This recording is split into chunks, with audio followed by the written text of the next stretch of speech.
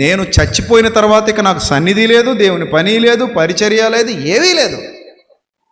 ఈరోజు నేను బతుకున్నానంటే దేవుని కృప వల్ల బతుకున్నాను.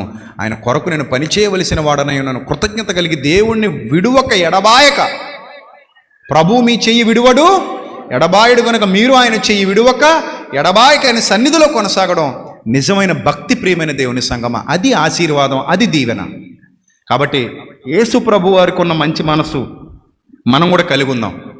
తండ్రి మన చెయ్యి విడిచిపెట్టే శాపాన్ని మనం ఇప్పుడు పొందుకోవద్దు. ఆయన మన చెయ్యి పట్టుకుని ఉన్నాడు. ఇప్పుడు దాన్ని ఆనందిద్దాం, ఆస్వాదిద్దాం, కడవరకు నమ్మకంగా బ్రతుకుదాం. ఎందుకంటే నీ చేయి ఆయన చేతితో కలపడానికే ప్రభు తన చేతిని విడనాడాల్సి వచ్చింది. అది త్యాగం అంటే. ఈ త్యాగం అర్థమైన ఏ క్రైస్తవుడు కూడా చచ్చిపోయేంత వరకు ప్రభువుని విడిచిపెట్టడు. చచ్చిపోయేంత వరకు ప్రభు మార్గంలో నుంచి బయటికి వెళ్ళడు. ఖడ్గం రాని, ఉగ్రత రాని, శోధన రాని, కరువు రాని,